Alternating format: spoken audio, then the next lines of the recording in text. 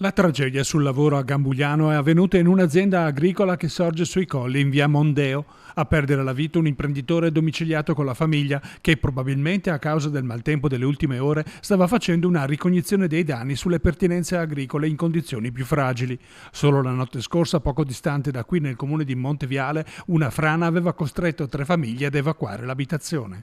Ecco, alle mie spalle vedete quel gruppo di case e quell'edificio, è successa lì la tragedia. Questa mattina abbiamo parlato con il SUAM, verso le 9 ha ricevuto una chiamata proprio di soccorso dove Paolo Sella di 67 anni era salito su uno degli annessi rustici sul tetto, forse per controllare lo stato di manutenzione, visto che ci sono una serie anche di buchi presumibili sul colmo, e nell'affrontare questo sopralluogo ha perso l'equilibrio ed è caduto a terra.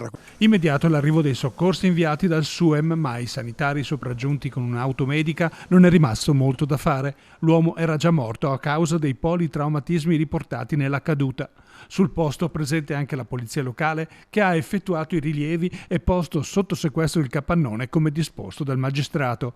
A vegliare il corpo del 67enne in attesa del nulla osta per la rimozione i familiari e i vicini che si sono chiusi nel riservo nel dolore. Una tragedia che inevitabilmente richiama alla memoria un altro dramma familiare che aveva investito recentemente queste persone. Paolo Sella era il papà di Dennis, un giovane di 32 anni vittima di un altro incidente sul lavoro avvenuto il 21 novembre di 5 anni fa. Padre e figlio erano impegnati negli scavi per la posa di alcuni tubi fognari nel comune di Costa Bissara, quando il terreno rimosso è improvvisamente frenato sul giovane che si trovava all'interno dello scavo.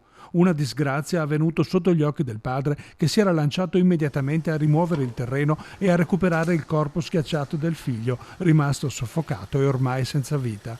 Come per il padre oggi, l'intervento dei sanitari si era rivelato purtroppo inutile.